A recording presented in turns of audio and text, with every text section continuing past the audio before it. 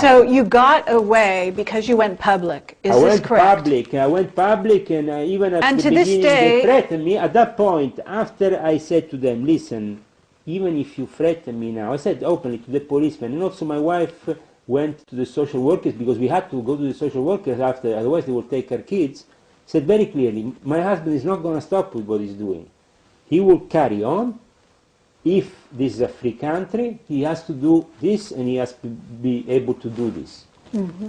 At that point, they couldn't arrest me anymore like before, or put me and torture me for hours and do whatever. Because at that point, I would go immediately on the net, as soon as I was out, put everything, and finally I had an audience. Right. Obviously, the problem was, who was my audience? The problem was that my audience obviously maybe was not judged as serious by many people, because the alternative media sometimes is not judged as serious. Mm-hmm. But for me, at least, it was a mean to spread my information and to be able to protect myself. And they took this very seriously. In fact, what happened 2 weeks later, I was invited to Livorno, on 21st of December, to a P2 lodge in Livorno. I have pictures of that meeting also, by their grandmaster there, asking me, all in a nice kind way, offer me nice dinner, to please stop with those revelations. Oh, really?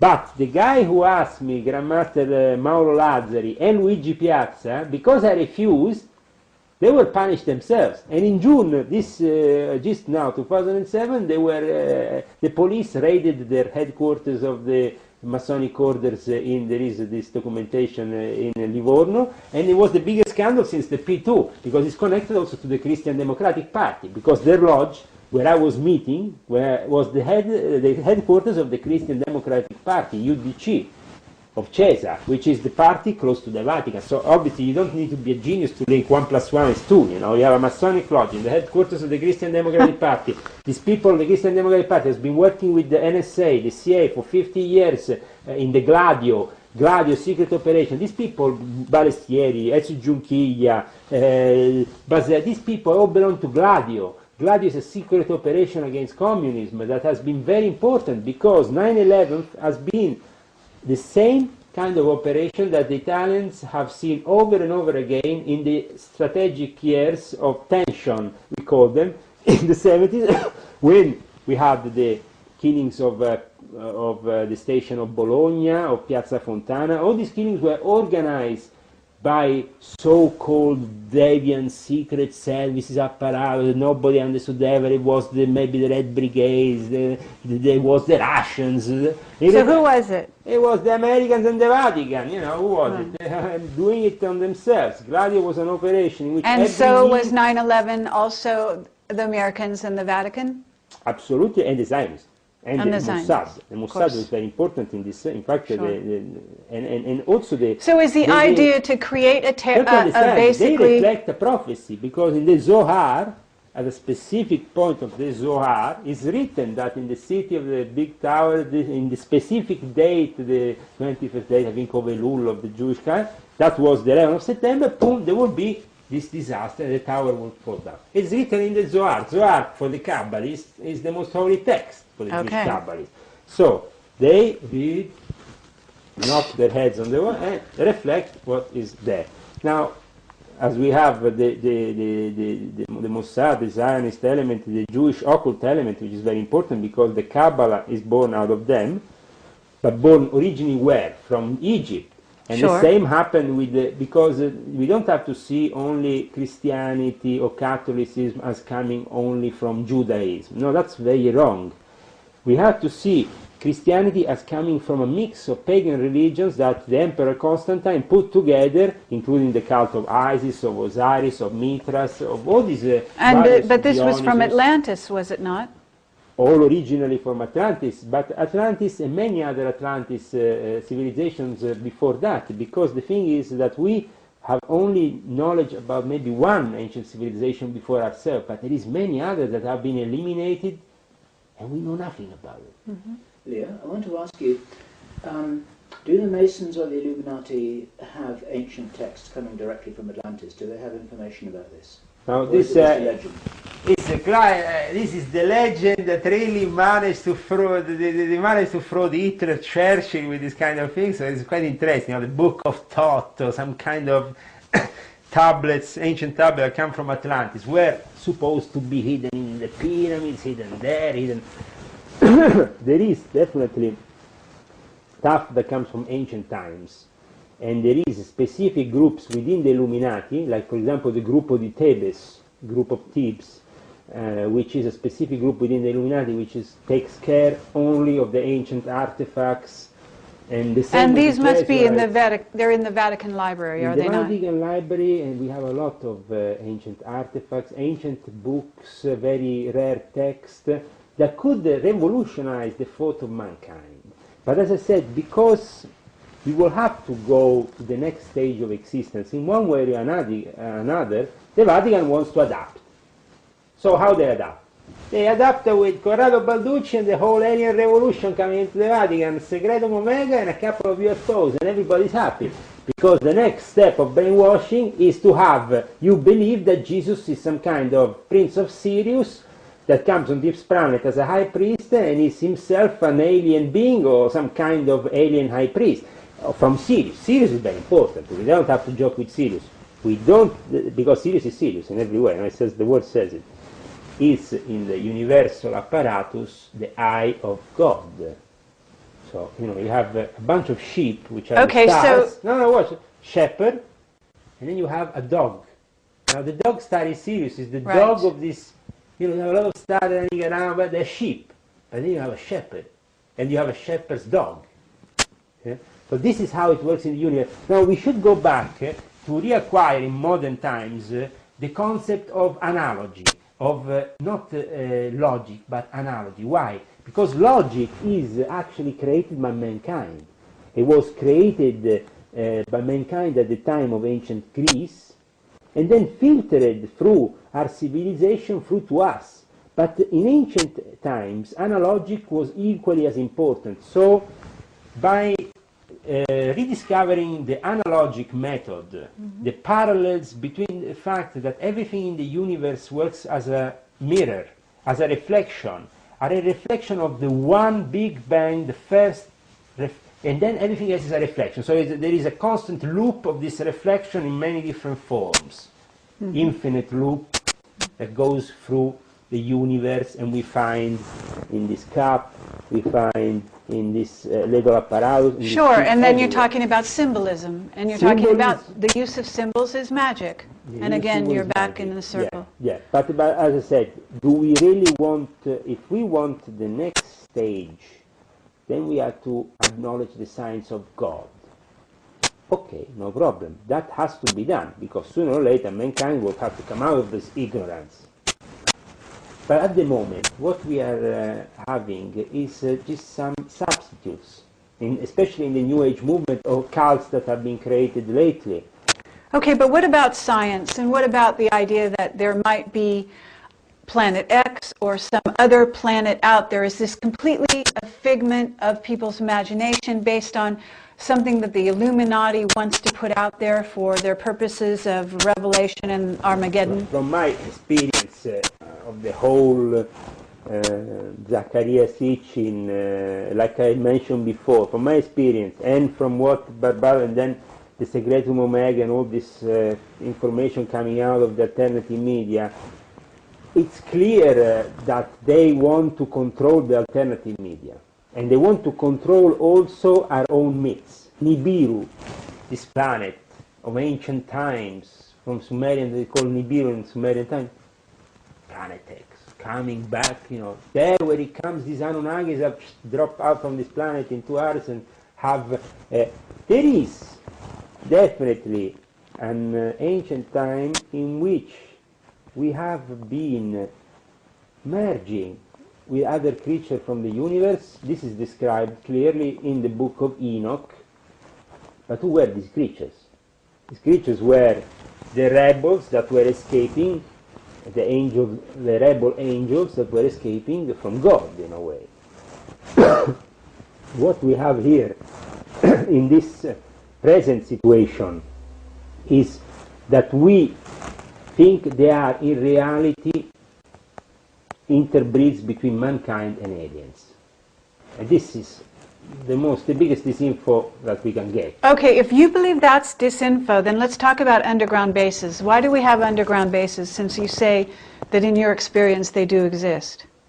In my experience, they do exist, and they do exist also people that are particularly inclined in working those underground bases, because you can experiment bacteriological, nuclear, and all kinds of devices that are not possible to be experimented overground.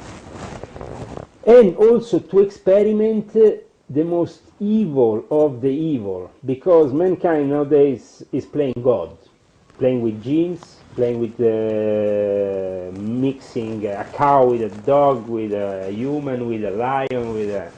Okay, but what about... We are Okay, not, so you're saying genetic not engineering, you're saying genetic engineering, you're saying hidden, atomic bombs, whatever, experimentation. And also but why especially, are they building cities underground? Cities underground are built for the disaster scenario, the doomsday scenario. Well, is there such a thing? Is yes. it? What is that? Is this a real scenario, or is this fake? From my experience in the Illuminati, the Yes. moment in which 2012 was mentioned was either because 2012 was 21st of December, the peculiar date in which a ritual had to start, a Pythagorean ritual, because Freemasons trace their ancestry to Pythagoras as their first... Pythagoras, yes. For them, the fact that this 25920 is the number of God, and it coincides with the changing of an era, has to be celebrated with a ritual that reflects above below. So on the 21st of December, you're going to all see them there with their aprons. It's a holy day, it's the winter equinox. But do we see no cataclysm? The whole pyramid will be together. For the first time, every single cult will be celebrating one way or another this specific day. Because we are moving the whole of our consciousness into a different part of the universe here. So this is a positive vision of the future, isn't it? I have definitely a positive vision of the future, but I also have some questions regarding how the so-called Illuminati at the top really are taking things. Because when it was about 2012, they were really driven by uncertainty, and their tendency was to build an underground bunker to protect their matter interests, than to really grasp that this could be an evolutionary stage to go there. Of consciousness, a change of consciousness. But for them, you don't need an underground base for a change of consciousness. No, but for them this is a business operation. I understand. The moment in which there is something happening on top which is uncontrollable, a nuclear device will be triggered, the whole place will be very dangerous, and underground bases are required. So you're saying the Illuminati are planning to let loose nuclear bombs they are planning around the time of 2012. They are going to unleash them. There will be some very big happenings, especially because they will be triggered by, unfortunately, very serious events that might happen around the Olympics of 2012 in England, which seems to be... In England, but 2012, okay, so what about the 2008 Olympics in China? You know anything about that? No, that is... my brainwashing control operation of Chinese. Chinese represent this day the ideal government for the Illuminati, or for who wants to do business. Because the Illuminati, including these people here we saw in the picture before, they all meet up in Shanghai doing business. One of the rituals, which I'm going to show you a picture after if I remember, is the ritual of the ancient Chinese tea, which is not a tea, but it's a kind of specific drink that they bring from a little village that it tells you gives you immortality, but actually gives you a lot of energy. It's like 20 ginseng altogether, or like a line of cocaine. It's a specific water they bring from this village, and a specific plant which they make this tea, and everybody was enjoying it in Moscow much more than any drug. And I found this very interesting, and they were doing the classic traditional Chinese tea ritual, that was the... But what is the admiration of the West for the Chinese is especially their absence of any form of democracy, the complete control of their society. For America, being like China is a dream nowadays. Why? Because the American dictators that are implementing now their so-called Patriot Act see in China the ideal place where nobody can actually object to anything. You can't have more than one child. But at the same time, this also gives the Americans and the people at the fake opposition, because America is not a real opposition to China, forget it, they want to make cash with China, they want to make cash with Iran, Iran wants to make cash with America, cash with China, Sudan, who cares, make the cash, couple of Hollywood stars running Darfur. Bullshit! People are idiots, you know, giving money to these idiots and putting them in power. My God, I don't understand. Democracy, the biggest illusion of all time. It doesn't exist. It doesn't exist. And the division between church and state is a fake. It doesn't exist. It's all linked, and it's all run by the Vatican and the Jesuits at the top of the pyramid. I know, and you forgot to mention also the Zionists, which are very powerful in this whole enclave, which represent the old aristocracy of the old Jewish families are the old aristocracy. Why? Because these aristocratic families, like for example the Queen of England, like to trace themselves back to King David. They see themselves, including my family, the Lion family, as descendants either of Jesus or at least of King David. So they seem to be viewing England in general a bit like the lost tribe of Israel. So that's why you have this British Zionism, and also why the aristocracy in England interbreeded so much with the Jews and certain Jewish families. So to create this whole thing, so whereby at the end you don't understand anymore who is in control of anything, because he's married with him and then married with him. We are running out of time here. One last thing. Well, you can see when they're giving the Nobel Peace Prizes, especially in Sweden, you have a whole table of leading Zionist Jewish family, then you have the aristocrats. Everything is in order, in this new world order, and has a specific place to it. Okay, well, thank you, Leo. You're a very brave man. Obviously, you're going up against an incredible opponent, and you. I think that I'm going up definitely against an incredible opponent, because for certain people, they fall into the trap of becoming victims of it. And this, I think, is happening a bit to the Barbato guy with his Secretum Omega. It's easy to become victim of this whole disinfo operations or of this mind control that is going on for certain projects. For example, there was a guy who was deliberately made give this information regarding the cosmic top secret level of NATO, saying that it was linked with the recovering of... You're talking about Robert Dean, the person we interviewed. Yeah, a guy like him. I didn't know you interviewed him, but I heard about him many times. I think he's the typical example of how you can fall victim of these people. Because at that point, they give you certain information. They know they have given you this, they have showed you certain things. They have showed you just enough, okay, boom. And then the rest of the life, what you do? You get kicked out of all your jobs, you get to become the victim, obviously. But at the same time, what you saw and what really you are reporting, is it really true, or is it a cover-up and an operation to cover up other interests by the powers that are there and by the people on top of you that know obviously very well how to mind control people and how to spread this information? We said before, some people call them in another way aliens, UFO, so you said it's only a matter of calling them in different ways. Yes, but by calling them aliens and UFO and by spreading the myth of Roswell and all that, what has happened is just that people, the modern day, the average person out there, watching TV, gets brainwashed by all this rubbish, and at the end of the day, he's not really understanding that there is demons, there is angels, there is God, and if there is an end of time scenario, this is a very serious scenario and should be taken very seriously. Okay, that's it. Do you have any more? Yeah, sure, okay, sure. say that one more time. And this scenario, say your last line. And this scenario is definitely very important if we are approaching the end of times, and some great changes will be definitely happening. But for them to brainwash you about the aliens and all that, while instead the real intention is to just microchip you and put you in a global network in which you are the prisoner, that is their objective.